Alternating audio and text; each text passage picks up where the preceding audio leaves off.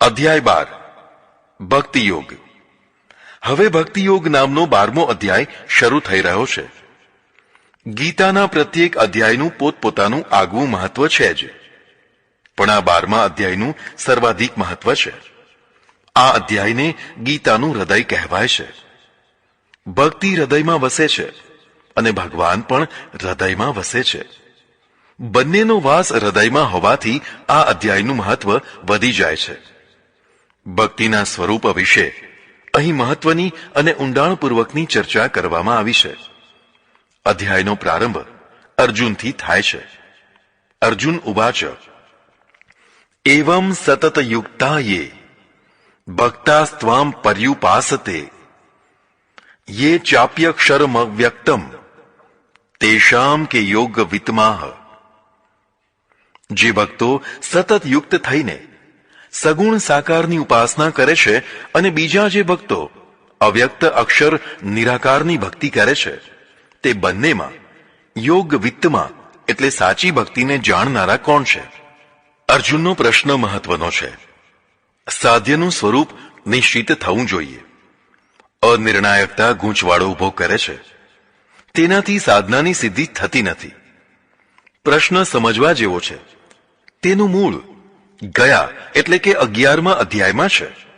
11મા અધ્યાયની સમાપ્તિ વિરાટ વિશ્વરૂપ દર્શનથી ભયભીત થઈ ગયેલા અર્જુનને ચક્ર ગદાધારી વૈષ્ણવી રૂપ અને અંતે શ્રી કૃષ્ણ રૂપ બતાવવામાં થઈ હતી તથા તેની ભક્તિ કરવાનું જણાવ્યું હતું. બીજી તરફ નિરાકાર અક્ષર બ્રહ્મની પણ વાત થઈ હતી. હવે અર્જુનને સીધો જ પ્રશ્ન થયો છે કે સગુણ સાકારની ભક્તિ કરવી કે પછી નિર્ગુણ નિરાકારની ભક્તિ કરવી? આ બે માર્ગોમાં ઉત્તમ માર્ગ કયો? આ બે પ્રકારના ભક્તોમાં શ્રેષ્ઠ ભક્તો કોણ? ભગવાન ઉવાચ મય્યા વૈશ્ય મનો યેમામ નિત્ય યુક્તા ઉપાસતે શ્રદ્ધયા પરયોપેતાસ્તે મે યુક્ત તમા મતાહ. જે ભક્તો મારામાં પરમેશ્વરમાં મનને લગાવીને નિત્યયુક્ત થઈને ઉપાસના કરે છે, જેમની અડગ શ્રદ્ધા હોય છે, તેમને હું બધું શ્રેષ્ઠ માનું છું. ગીતાનો જવાબ સમજવા જેવો છે. બેમાંથી કોઈ એકને શ્રેષ્ઠત્વ નથી આપ્યું. બંને પ્રકારોમાંથી જે પ્રકારથી ઉપાસના કરતા હોય પણ તેનામાં આટલું તત્વ હોય તો તે શ્રેષ્ઠ છે, ભલે તે સાકારવાદી હોય કે નિરાકારવાદી હોય. શ્રેષ્ઠત્વ સૂચક તત્વો બતાવે છે. મય્યા વૈશ્ય, મારામાં મન પરોવેલા હોવા જોઈએ. જેમ સોયમાં દોરો પરોવાઈ જાય પછી દોરો સોયની પાછળ પાછળ ચાલ્યા કરે, તેમ આપણું મન જેમાં પરોવાયું હોય તેની પાછળ પાછળ આપોઆપ ચાલતું રહે છે. મન ચંચળ છે, પણ પરમેશ્વરમાં પરોવાયેલું મન સ્થિર થઈ જાય છે. મન ત્યાં જ પરોવાય છે જ્યાં તેનો મોહ, રાગ કે પ્રેમ હોય. આ ત્રણમાંથી એક પણ તત્વ ન હોય તેનું મન સ્થિર થતું નથી. અથવા ઘણા પ્રાણાયામ, ધ્યાન, ધારણા વગેરે કરવા પડતા હોય છે. મોહ મનને જોડનારું તત્વ છે. તમે જ્યાં મુક્ત થાઓ છો ત્યાં મન આપોઆપ પરોવાઈ જશે. મોહનું પ્રબળ કેન્દ્ર સ્ત્રી અથવા પુરુષ છે. આપણે સ્ત્રીની વાત લઈને ચાલીએ, કારણ કે સ્ત્રી હૃદયજીવી છે, બુદ્ધિજીવી ઓછી છે. તેથી તે જલ્દી પોતાને ગમતા પુરુષ પ્રત્યે મોહિત થઈ જાય છે. મુગ્ધા સ્ત્રીનું મન પછી આપોઆપ પોતાના માણીગરમાં રમ્યા કરતું હોય છે. તેના માટે યોગ સાધના કરવી પડતી નથી.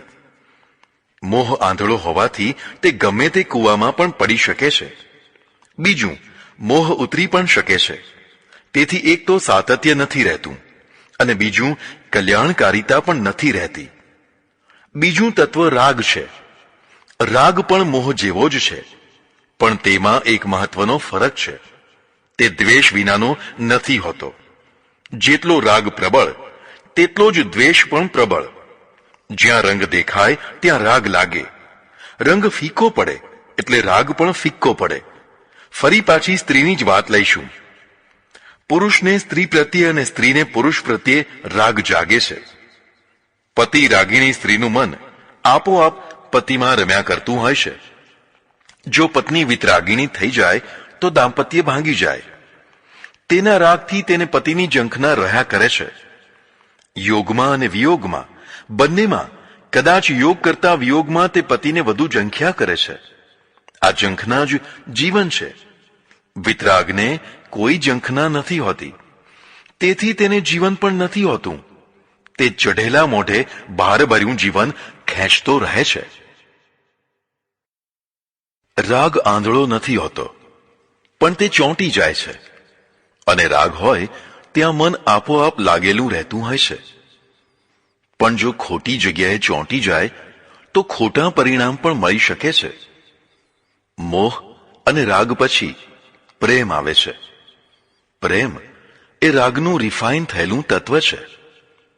રાગમાં સ્વસુખની પ્રધાનતા રહે છે, જ્યારે પ્રેમમાં પરસુખની પ્રધાનતા રહે છે. પેલી રાગીણી સ્ત્રી જપે છે, હું સુખી થાઉં અને મારો પતિ મને સુખી કરે. સુખ મળે ત્યાં સુધી જ રાગ ટકે છે. સુખ ઓછું થાય કે સમાપ્ત થઈ જાય તો તરત જ તેનો રાગ ઓસરતો જાય કે સમાપ્ત પણ થઈ જાય અને બીજે ઠેકાણે સુખ શોધવા લાગે. બીજે સુખ મળતા જ તે તરફ વળી જાય. પ્રેમમાં આવું નથી થતું. પરસુખની પ્રધાનતા હોવાથી તે પ્રિયતમના સુખ માટે જ જીવતી હોય છે. પ્રિયતમ સુખ ન આપે તો પણ તેનો પ્રેમ ઓછો થતો નથી, ઉલટો વધે છે. એટલે કે જેનો પ્રેમ જેમાં હોય તેનું મન આપોઆપ તેમાં લાગેલું રહેતું હોય છે. તેને કશો પુરુષાર્થ કરવો પડતો નથી. ભક્તિ માર્ગ એ તો પ્રેમ માર્ગ છે. પ્રેમ કરવાથી નથી થતો, તે સ્વયંભૂ હોય છે. પણ અહીં તો ભગવાન પોતે જ ભક્તને પ્રેમ દાન કરે છે. એને કૃપા કહેવાય. ઈશ્વરની કૃપાથી જ પ્રેમ પ્રગટે અને રોમે રોમે પ્રગટે. કર્મકાંડ કરવાથી થાય, યોગ કરવાથી થાય, દિવ્ય પ્રેમ કરવાથી નહીં, આપોઆપ થાય, કૃપાથી થાય. આવો ભક્ત આપોઆપ સતત યુક્તતમ થઈ જાય. નિત્યયુક્તાહ, તે ભક્ત નિત્યયુક્ત હોય. જેમ વિધિપૂર્વક લગ્ન કર્યા પછી પતિ પત્ની નિત્યયુક્ત થઈ જાય છે, તેમજ ભક્તનું ભગવાન સાથે પ્રેમ જોડાણ લગ્ન થઈ ગયા પછી નિત્યયુક્તતા આવી જાય છે. લગ્ન વિના પણ મોહ, રાગ અને પ્રેમ થઈ શકે છે, પણ તે ક્યારે ભાંગી પડે તે કહેવાય નહીં. તેથી તેમાં નિત્યયુક્તતા પણ ન રહે. પણ ધર્મ અને સમાજના બંધનથી બંધાયેલા લગ્નો વધુ સ્થાયી થઈ જતા હોય છે. જીવાત્મા પણ પરમાત્મા સાથે પ્રેમથી જોડાઈ જાય તો તેમાં નિત્યયુક્તતા આવી શકે છે. નિત્યયુક્તતા લાવવા માટે કેટલાક સહાયક પરિબળો સ્વીકારવા જોઈએ, જેવા કે નિત્ય પ્રાર્થના, નિત્ય પાઠ પૂજા, ભજન કીર્તન, સત્સંગ, ચર્ચા આ પોષક છે. તેમને નિત્ય પ્રક્રિયામાં જોડી દેવાથી તેમાં નિત્યયુક્તતા આવે છે. જે લોકો કશી જ નિત્ય વિધિ નથી કરતા તે કદાચ લાંબા સમયે પથભ્રષ્ટ થઈ શકે છે, કારણ કે હૃદયમાં ભાવ તરંગો ઉઠતા રહે છે. આ તરંગો ક્યારે કઈ તરફ વળી જાય તે કહેવાય નહીં. ખીલાનું બંધન જેમ ગાયને સ્થિર કરે છે, તેમ નિત્ય નિયમનું બંધન પણ ભક્તના મનને સ્થિરતા આપે છે. ઉપાસનાનો મૂલાધાર શ્રદ્ધા છે. શ્રદ્ધા વિના ઉપાસના શક્ય જ નથી. શ્રદ્ધાના 5 પ્રકાર છે: અશ્રદ્ધા, કુશ્રદ્ધા, અંધશ્રદ્ધા, સતશ્રદ્ધા અને પરાશ્રદ્ધા. શરૂઆતની 3નું વિવેચન નહીં કરીએ, પણ પાછળની 2 શ્રદ્ધાઓ ભક્તને ન્યાલ કરી દે છે. સતશ્રદ્ધા એટલે સત્ય ઉપર શ્રદ્ધા. સતશાસ્ત્ર, સતસિદ્ધાંત, સત્પુરુષ અને સતસ્ત્રી. પરમેશ્વર ઉપરની શ્રદ્ધા સતશ્રદ્ધા કહેવાય. આ જ શ્રદ્ધા જ્યારે અડગ થઈ જાય, કોઈ પણ ભોગે વિચલિત ન થાય, ત્યારે પરાશ્રદ્ધા બને છે. આવી પરાશ્રદ્ધાયુક્ત જે ભક્ત હોય તેને ભગવાન યુક્તતમ શ્રેષ્ઠ ભક્ત કહે છે. પછી ભલે તે સાકારવાદી હોય કે નિરાકારવાદી હોય, ગમે તે હોય. અર્જુનનો મૂળ પ્રશ્ન રહી ગયો લાગે છે. તેનો પ્રશ્ન છે કે આ બેમાં શ્રેષ્ઠ કોણ? ભગવાન જવાબ આપે છે, યે ત્વક્ષરમ નિર્દેશ્યમ વ્યક્તમ પર્યુપાસતે સર્વત્ર ગમચિંત્યમ કુટસ્થમચલમ ધ્રુવમ સનિયમ્યે ઇન્દ્રિય ગ્રામમ સર્વત્ર સમબુદ્ધયઃ તે પ્રાપ્નુવંતી મામેવ સર્વભૂત હિતે રતાઃ. જે ભક્તો અવિનાશી, જોઈ ન શકાય તેવા, અપ્રગટ, સર્વવ્યાપી, અચિંતનીય, કુટસ્થ, અચલ, ધ્રુવ એવા નિરાકાર બ્રહ્મની ઉપાસના ઇન્દ્રિયોનું સંયમન કરી અને કરે છે, તે મને એટલે કે પરમેશ્વરને જ પ્રાપ્ત કરે છે. પણ જો તે પ્રાણી માત્રના હિતમાં રત રહેતા હોય તો જ. બંને શ્લોકોમાં નિરાકાર બ્રહ્મના વિશેષણો બતાવ્યા છે. તેથી તે બ્રહ્મનું સ્વરૂપ સ્પષ્ટ થાય છે. તે અક્ષર છે, અર્થાત ખરતો નથી. તેને અંગુલીથી બતાવી શકાતો નથી. જેમ કોઈ માણસ કે વસ્તુને અંગુલી નિર્દેશ કરી અને બતાવાય છે, તેમ નિરાકાર બ્રહ્મને જુઓ આ રહ્યો તેમ બતાવી શકાતો નથી. તેથી તે અનિર્દેશ્ય છે. તે વ્યક્ત થતો નથી. તે સર્વત્ર વ્યાપક છે. તે અચિંત્ય છે. ચિંતન માટે આકાર જોઈએ, તેનો આકાર નથી. તે કુટસ્થ અર્થાત અવિકારી છે. તેને બાલ્યાવસ્થા, યુવાવસ્થા, વૃદ્ધાવસ્થા તથા મરણ જેવા વિકારો નથી હોતા. તે અચલ છે. એક સ્થાનેથી બીજા સ્થાને તેને ખસેડી શકાતો નથી. તે ધ્રુવ એટલે નિત્ય છે. આવા નિરાકાર બ્રહ્મને ઉપાસીને ઇન્દ્રિયોને અન્ય વિષયોમાંથી વાળીને પરમેશ્વર તરફ કરે છે. તેથી તે સમબુદ્ધિવાળા મને એટલે કે પરમાત્માને જ પ્રાપ્ત કરે છે. પણ જો તે પ્રાણી માત્રના હિતમાં રહેતા હોય તો જ. સર્વભૂત હિતે રતાઃ. આ શ્લોકમાં સૂક્તિ છે. જ્ઞાન માર્ગ અને ભક્તિ માર્ગ ઉપર એક બહુ મોટું દોષારોપણ થાય છે. આ લોકો નિષ્ક્રિય જીવન જીવે છે અને દીન દુખી લાચાર માણસો માટે કશું કરતા નથી. વાત સાવ ખોટી પણ નથી. મોટા ભાગે આ બધા સ્વલક્ષી જીવન જીવતા હોય છે. તેમના જીવનમાં પરમાર્થ કે ઉપકાર ભાવ નથી હોતો અથવા નહિવત હોય છે. ગીતા કહે છે કે ના, આવા ભક્તો પ્રાણી માત્રના હિતમાં રત હોવા જોઈએ. દુષ્કાળ પડ્યો હોય, ધરતીકંપ થયો હોય, કુદરતી આપત્તિ આવી હોય અને ચારે તરફ પ્રજા ત્રાહી ત્રાહી પુકારતી હોય તેવા સમયે પણ હું ને મારો આત્મા અથવા હું ને મારો ભગવાન એટલું જ વિચારી જે ચૂપચાપ નિષ્ક્રિય થઈ બેસી રહે છે, તે ભગવાનને પ્રાપ્ત કરી શકતા નથી. પણ જે તરત જ કમર કસી અને ઊભા થઈ જાય છે અને લોકોના કલ્યાણ માટે સેવાના કામે લાગી જાય છે, તે સર્વભૂત હિતે રતાઃ કહેવાય. આવા ભક્તો ભગવાનને પ્રાપ્ત કરે છે. ક્લેશો અધિક રસ્તે શામ વ્યક્તા સક્ત ચેતસામ અવ્યક્તા હિ ગતિર દુઃખમ દેહવદ ભીર્વાપ્યતે. તે અવ્યક્ત પરમેશ્વરમાં ચિત્ત લગાડનારાને ઉપાસના કરવામાં વધુ પ્રતિકૂળતા રહે છે. દેહધારી માણસો માટે આ ગતિ પ્રાપ્ત કરવી તે દુઃસાધ્ય હોય છે. મૂળ પ્રશ્નનો અહીં ઉત્તર અપાયો છે. તે એ છે કે બંને માર્ગો બરાબર છે, ખોટો એકે નથી. પણ નિરાકારવાદમાં ઉપાસકને ઘણી પ્રતિકૂળતા રહે છે. કારણ કે આલંબન વિના ચિત્તને ઠેરવવું કઠિન થઈ જાય છે. માનો કે તમે વિશાળ આકાશમાં જુઓ છો, પણ ક્યાંય દ્રષ્ટિ ટકતી નથી. પણ હવે તમે ગગનમાં સ્થિત ચંદ્રમાને જુઓ કે તરત જ તમારી દ્રષ્ટિ ટકી જશે. મનને ટકવા માટેની જગ્યા હોવી જોઈએ. સાકાર પ્રતીક દ્રષ્ટિને અવલંબન આપે છે. તમે તમારા પ્રિયતમને યાદ કરો છો, કરી શકાય છે. પણ તમારા પ્રિયતમની સુંદર છબી છે. હવે તમે છબીને જોઈને પ્રિયતમને યાદ કરો તો કામ સરળ થઈ જશે. એટલું જ નહીં, છબીમાં હાસ્ય વગેરે ભાવોની પ્રતીતિ થવા લાગશે. જેમ જેમ પ્રતીતિ દ્રઢ થતી જશે તેમ તેમ તમે હાવભાવ કરતા થઈ જશો. વાતો કરશો, જમાડશો, ચુંબન કરશો, વગેરે ભાવસ્ફૂર્તિ તમારામાં થવા લાગશે. આવી ભાવાત્મકતા પેલા નિરાકારવાદીને નહીં થાય.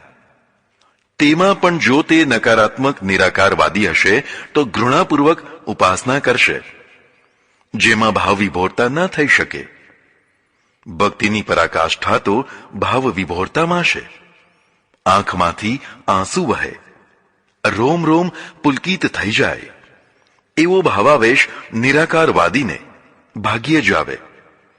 હવે ભગવાન ભક્ત માટે પ્રતિજ્ઞા કરે છે, યે તુ સર્વાણી કર્માણી મયી સંન્યસ્ય મત્પરાહ અનન્યે નૈવ યોગેન મામ ધ્યાયંત ઉપાસતે તેષામહં સમૃદ્ધર્તા મૃત્યુ સંસાર સાગરાત ભવામી ન ચિરાત પાર્થ મય્યાવેશિત ચેતસામ.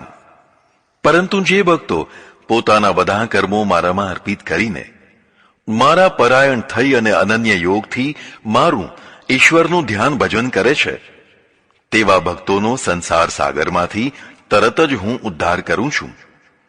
પણ તે ભક્તોના ચિત્ત મારામાં પરોવાયેલા હોય તો. ગીતામાં કેટલીક જગ્યાએ ભગવાને વચન આપ્યા છે. આ શ્લોકમાં પણ એક બહુ જ મહત્વનું વચન આપ્યું છે. જે ભક્તો પોતાના બધા કર્મો મારામાં અર્પિત કરીને અનન્ય ભાવથી મારું ધ્યાન ભજન કરે છે, તેમનો હું ઉદ્ધાર કરું છું. ક્યાંથી? મૃત્યુરૂપી સંસાર સાગરથી. પણ તે મારામાં ચિત્ત પરોવાયેલા હોય તો. ગીતા શરતપૂર્વક વચન આપે છે, શરતપૂર્વક પ્રતિજ્ઞા કરે છે. શરત વિના કાંઈ નહીં. અહીં 3 શરતો મૂકી છે. એક તો બધા કર્મો ઈશ્વરા અર્પણ ભાવથી કરતો હોય. આવા ભાવથી કરેલા કર્મો કદી પાપ ન હોઈ શકે. બીજી શરત એ છે કે તે અનન્ય યોગથી ઈશ્વરની ઉપાસના કરતો હોય. જેને ઈષ્ટદેવો હોય અથવા વારંવાર બદલ કરતો હોય તે અનન્ય ન થઈ શકે. તેથી એક ભક્તિવાળો હોય તેનો જીવ. ત્રીજી શરત એ છે કે તેનું ચિત્ત ઈશ્વરમાં રમમાણ હોય. આ 3 શરતોનું પાલન કરે તેનો ઉદ્ધાર બહુ ઝડપથી હું કરું છું. ઉદ્ધાર 2 પ્રકારના હોય છે, પતનથી અને ડૂબવાથી. ચાલતા ચાલતા ઠેસ વાગવાથી અથવા ખાડામાં પગ પડી જવાથી કે લપસી જવાથી માણસ નીચે પડી જતો હોય છે. જીવનનો કોઈ રસ્તો ઠેસ વિનાનો હોતો જ નથી. સારામાં સારા રસ્તે પણ નાની મોટી ઠેસ તો વાગતી જ હોય છે. ઠેસથી મોટો કોઈ ગુરુ નથી. જો બોધપાઠ લેવાય તો જેમ રસ્તાના રોડા ઠેસ વગાડતા હોય છે, તેમ વ્યક્તિને પોતાના જ માણસો ઠેસ વગાડતા હોય છે. તેમને વ્યક્તિના પડવાથી આનંદ મળતો હોય છે. એકનું પતન બીજાનો આનંદ થઈ શકે છે. આવા સમયે ભગવાન તેને માતાની મમતાથી ખમા મારા લાલ એમ કરી અને બેઠો કરી દે છે. બીજું પતન ખાડામાં પગ પડવાથી થતું હોય છે. રસ્તામાં જેમ રોડા પડ્યા હોય છે તેમ ખાડા પણ હોય છે. જે ઊંચું જોઈને ચાલતા હોય છે તેમનો પગ ખાડામાં પડી જતો હોય છે. ખાડામાં પગ પડે તો માત્ર પડી જ ન જવાય, પગ ભાંગે પણ ખરો. રોડાની ઠેસથી પગ ન ભાંગે, પણ આ તો ભારે પતન કહેવાય. કદાચ 3 મહિનાનો ખાટલો થાય. આ ખાડો એટલે સુખ પ્રાપ્તિ માટેના લોભ અને લાલચ. પોતાની યોગ્યતા કરતાં વધુ સુખો મેળવવા જીવાત્મા ઘણીવાર આંધળી દોટ મૂકે છે, જેથી તેનો પગ ખાડામાં પડી જાય છે. આવા સમયે ભગવાન તેનો ઉદ્ધાર કરે છે. ત્રીજું પતન પગ લપસવાથી થાય છે. રસ્તો બહુ લપસણો છે, ચારે તરફ ચીકણી જમીન છે, પગ ટકતા નથી, ઊંચે ચડવાનું છે. જીવન માર્ગમાં લપસી પડવાનું પ્રબળ નિમિત્ત કામ વાસના છે. લપસાવનારા તત્વો ચારે તરફ તૈયાર ઊભા છે. જો લપસ્યા તો સીધા અધોગતિની ખીણમાં. આવા સમયે ઈશ્વર પિતાની માફક આંગળી પકડી અને ચલાવે છે. કદાચ પગ લપસે તો પણ બચાવી લે છે. માર્ગ પતન કરતાં જળ પતન વધુ ખતરનાક હોય છે. જળમાં ડૂબવાથી પતન થાય છે, તે પણ તળાવ કે નદીમાં નહીં. આ તો સમુદ્રમાં જેનો કિનારો જ નથી. તરી તરી અને કેટલું તરે, કિનારો જ નથી. ડૂબવાનું નિશ્ચિત છે. પણ અહીં સમુદ્રનું રૂપક સમજવા જેવું છે. મૃત્યુ સંસાર સાગરાત. આ મૃત્યુ સાગર છે, તે દુઃખ સાગર પણ છે. સુખ સાગર તો કોકના જ માટે થતો હશે. દુઃખોના વમળો અને મૃત્યુનું તાંડવ આ સાગરમાં સતત ચાલ્યા કરતા હોય છે. તો કોણ બચી શકે? ભગવાન કહે છે કે હું તેને બચાવું છું, તેનો ઉદ્ધાર કરું, ડૂબતી નાવમાં ઊંચકી લઉં અને સુરક્ષિત સ્થાનમાં પહોંચાડી દઉં. આ મારું વચન છે. પણ તે મૈયા વેશિત ચિત્તવાળો હોય તો જ. તો હવે શું? મય્યેવ મન આધસ્ત્વ મયી બુદ્ધિમ નિવેશય નિવસિષ્યસી મય્યેવ અત ઉર્ધ્વમ ન સંશય. મારામાં મન લગાવી દે, બુદ્ધિને પણ મારામાં નિવિષ્ટ કરી દે. તું જરૂર મારામાં જ નિવાસ પામીશ. હવે જરાય સંશય ન કરીશ. આપણા 3 જગત છે, માનસિક, બૌદ્ધિક અને શારીરિક. મન આખો દિવસ સંકલ્પ વિકલ્પો દ્વારા પોતાના જગતના તાણાવાળા ગૂંથ્યા કરતું હોય છે. ઈશ્વર પરાયણ મન ઈશ્વરીય તાણાવાળા ગૂંથ્યા કરે છે. જો તે ઈશ્વરીય ન હોય તો વિષય વાસનાના તાણાવાળા ગૂંથતું રહે છે. તેમાંથી નવરું પડતું જ નથી. ભૌતિક જગતમાં બુદ્ધિ યોજના બનાવે છે. જીવનના જેટલા ક્ષેત્રો છે તેમાંથી જે ક્ષેત્રો તમારે હાથ આવ્યા છે અથવા આવવાના છે તેની યોજનાઓ બુદ્ધિ બનાવ્યા કરે છે. બુદ્ધિ જ્યારે ઈશ્વર પરાયણ થઈ જાય છે ત્યારે પછી તે ઈશ્વર વિશેની જ યોજનાઓ કર્યા કરે છે. ગીતા એને મયી બુદ્ધિમ નિવેશય કહે છે. એક શારીરિક જગત છે જે બહુ સ્થૂળ છે. શરીરને શણગારવું, તેને લાડ લડાવવા, શરીર સુખ માટે રાત અને દિવસ મરણિયા પ્રયત્નો કરવા, આ શારીરિક સુખોની દુનિયા છે. સામાન્ય લોકો આ દુનિયા સુધી જ અટકી અને તેમાં રચ્યા પચ્યા થઈ જતા હોય છે. આ દુનિયાથી જે ઉપર ઉઠે અને મન બુદ્ધિથી ઈશ્વરીય દુનિયા તરફ વળે તો તે પરમેશ્વરમાં નિવાસ કરતો થઈ જાય. અર્જુન કહે છે, પણ મારાથી મારું ચિત્ત તમારામાં લગાવી શકાતું નથી, તો હવે શું કરું? અથ ચિત્તમ સમાધાતુમ ન શક્નોષી મયી સ્થિરમ અભ્યાસ યોગેન તતો મામી છાપતુમ ધનંજય. જો તું મારામાં ચિત્તને સ્થિર ન કરી શકતો હોય તો પછી હે ધનંજય, અભ્યાસ યોગના દ્વારા મને પ્રાપ્ત કરી શકે છે. અભ્યાસ યોગ એટલે વારંવાર ઈશ્વર નામ સ્મરણ કરવું. પોતાના ઈષ્ટદેવનું જે પ્રિય હોય તે નામ ગ્રહણ કરી લેવાનું. તેને બદલ કરવાનું નહીં. બદલાય નહીં તેને મંત્ર કહેવાય. આ નામ મંત્રને સતત જપ્યા કરવો તે અભ્યાસ છે. ઈષ્ટમાં અને તેના નામમાં પ્રીતિ હોવી જરૂરી છે. મંત્ર નાનો, ટૂંકો અને સરળ ઉચ્ચારણ વાળો હોવો જોઈએ. તેનું રટણ કરતાં કરતાં તે સહજ થઈ જશે. આ સહજ નામ સ્મરણ કરતા રહેવા માટે ઘણા ભક્તો નાની સુમીરણી માળા પણ હાથમાં રાખતા હોય છે. આમ કરવાથી પણ ભક્ત ભગવાનની સમીપતા અનુભવવા લાગે છે. પણ માનો કે તેમ કરવામાં પણ અસમર્થ હોય તો? અભ્યાસે અપી અસમર્થો અસી મત કર્મ પરમો ભવ મદર્થમપી કર્માણી કુર્વન સિદ્ધિમ વાપ્સ્યસી. જો તું અભ્યાસ કરવામાં પણ અસમર્થ હોય તો ઈશ્વર નિમિત્તે કર્મ કરતો થા. ઈશ્વર નિમિત્તે કર્મ કરવાથી પણ સિદ્ધિને પ્રાપ્ત કરી શકીશ. સતત મંત્ર જાપનો અભ્યાસ કદાચ કોઈનાથી ન કરી શકાય તો સેવા માર્ગ અપનાવવો.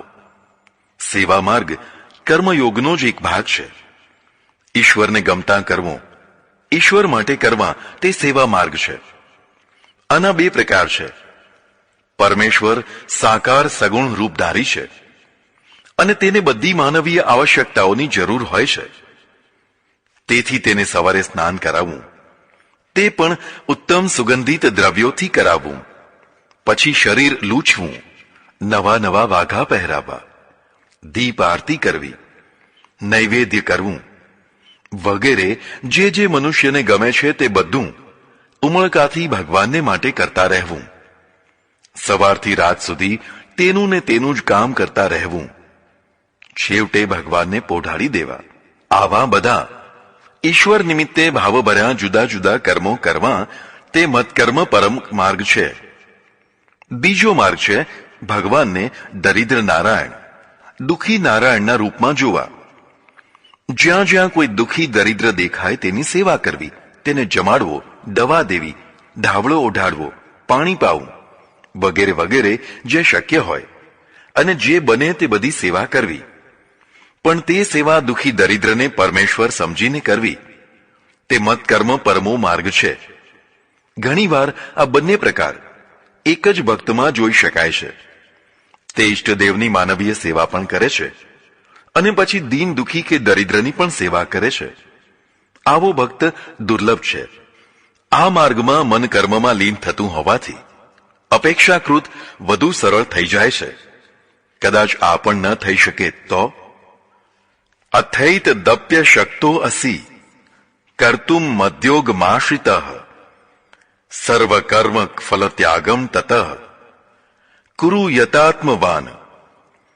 જો આ પણ કરવામાં તું અશક્ત હોય તો બધા કર્મોના ફળનો ત્યાગ કરીને ઈશ્વર પ્રાપ્તિ માટે પ્રયત્નો કર. કર્મફળનો ત્યાગ એ ગીતાનો મુખ્ય દ્રષ્ટિકોણ છે.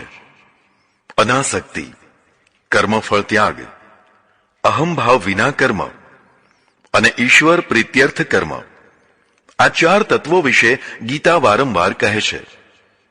આમ જુઓ તો આ ચારે એકના એક જ છે, પણ નામ ભેદથી ભિન્ન દેખાય છે. હવે બતાવેલા માર્ગોની શ્રેષ્ઠતા બતાવે છે. શ્રેયો હિ જ્ઞાનમ વ્યાસાદ જ્ઞાનાદ ધ્યાનમ વિશિષ્યતે ધ્યાનાત કર્મફલ ત્યાગસ્ય ત્યાગાત શાંતિરનંતરમ.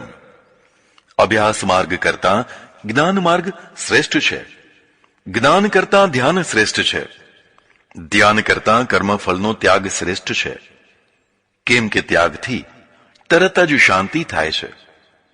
આ શ્લોકમાં ત્યાગાત શાંતિરનંતરમ એમ સુક્તિ મૂકી છે.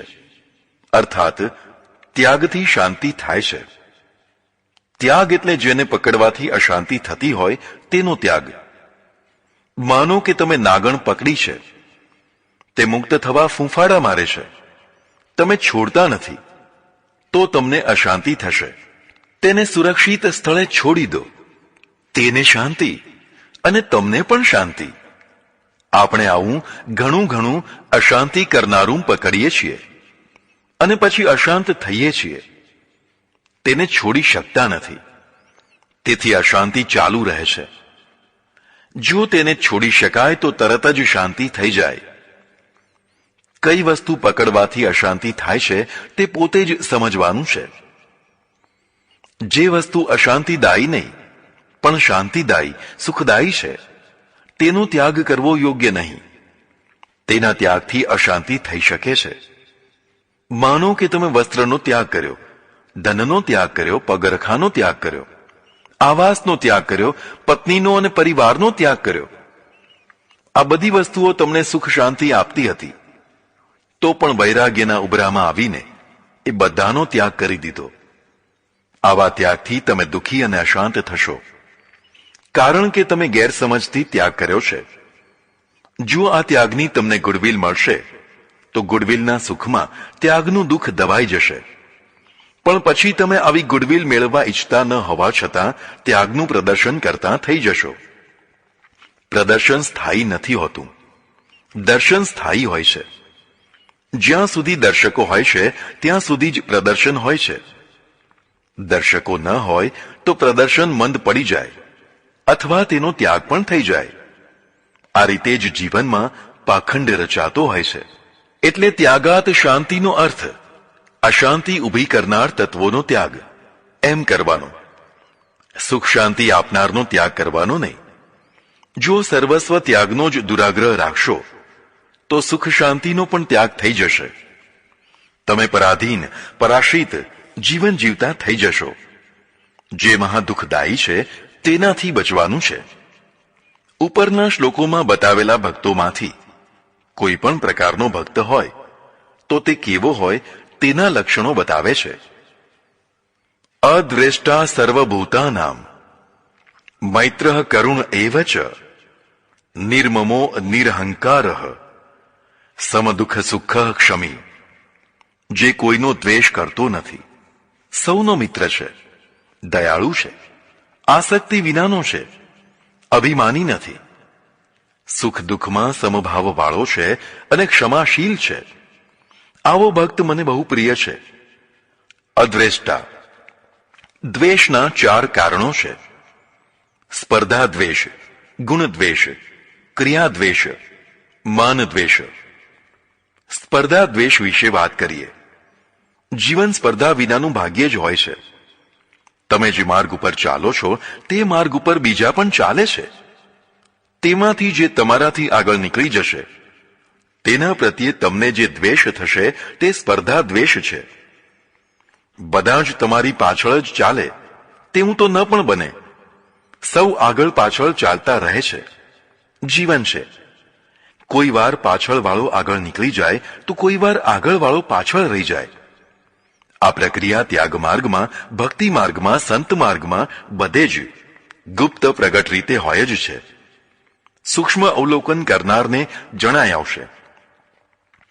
ગુણ દ્વેષ વિશે વાત કરીએ. ગુણ દ્વેષ તેને કહેવાય છે જે બીજાના ગુણોને સહન કરી શકતો નથી.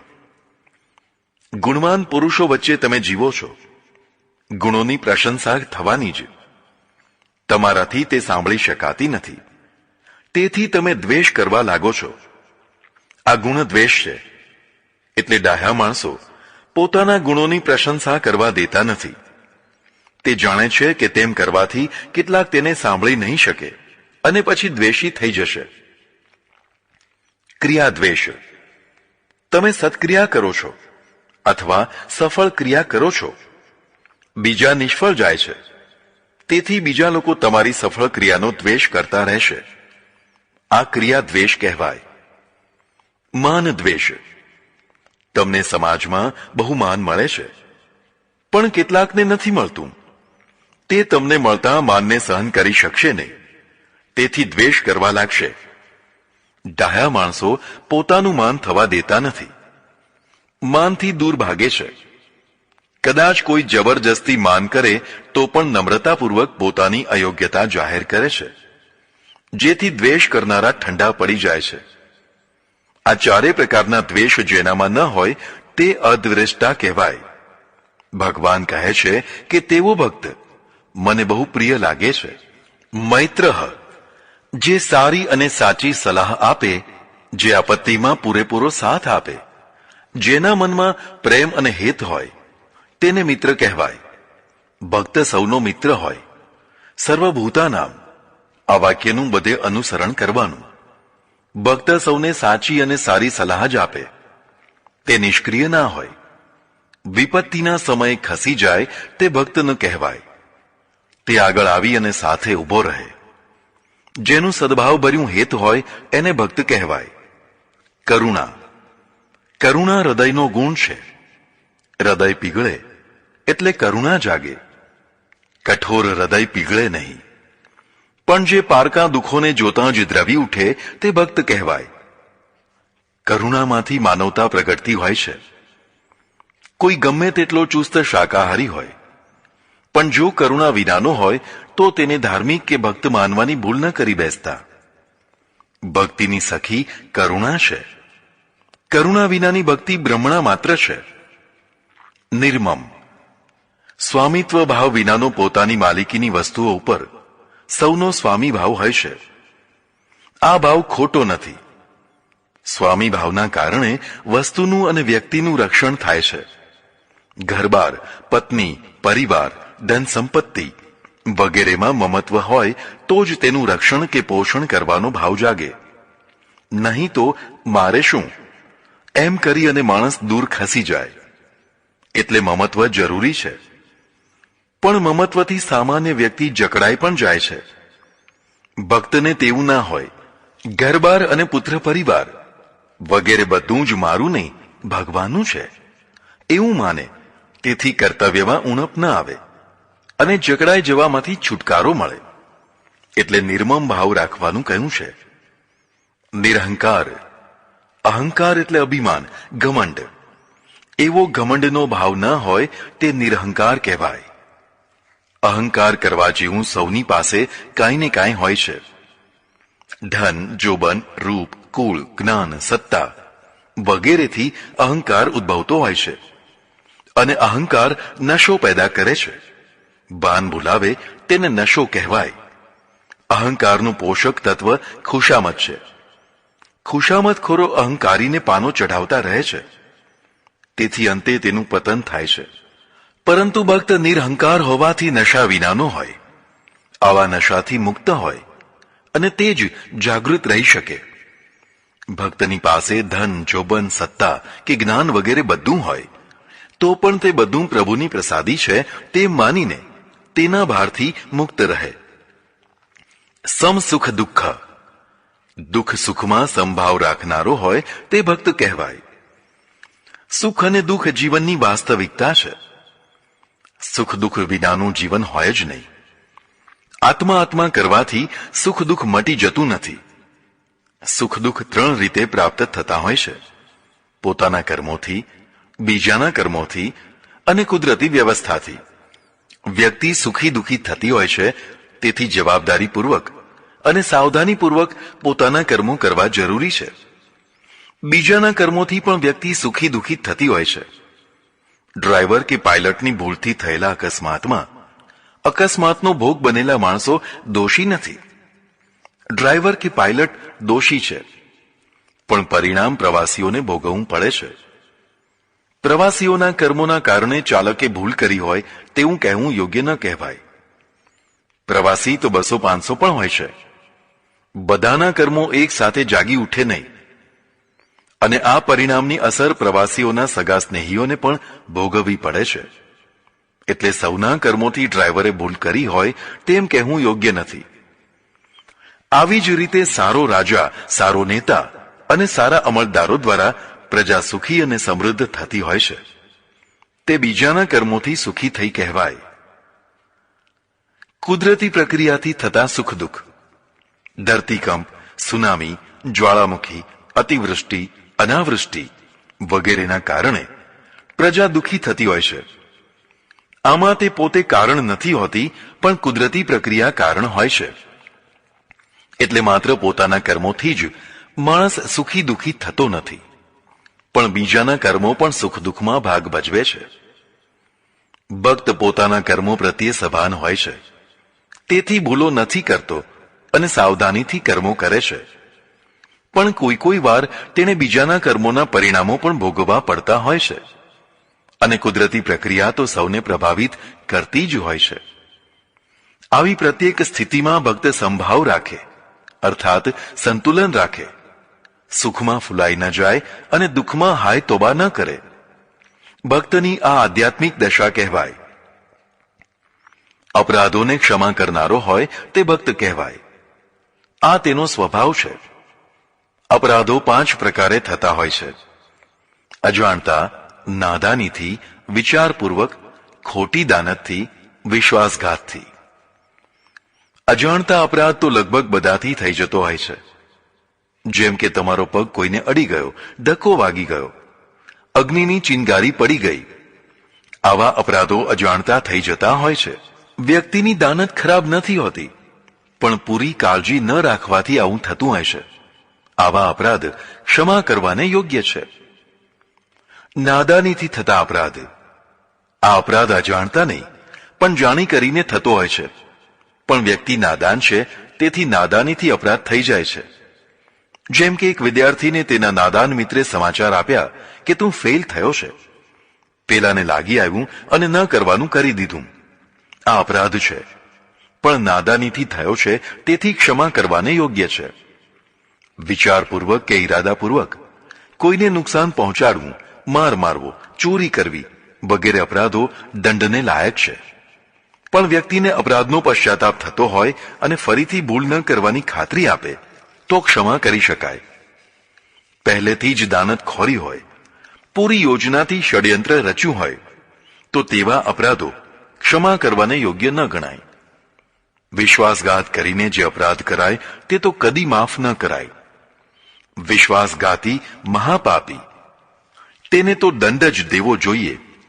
પણ ભક્ત ક્ષમાશીલ વૃત્તિનો હોવાથી કદાચ બધાને ક્ષમા કરી દે. તેથી કદી પણ ભક્તને રાજા ન બનાવાય. રાજવ્યવસ્થા દંડથી ચાલતી હોય છે અને દંડ પરાક્રમથી પ્રયોજાતો હોય છે. રાજા અપરાધીઓ માટે કઠોર હોવો જોઈએ અને નિર્દોષ માટે કોમળ હોવો જોઈએ.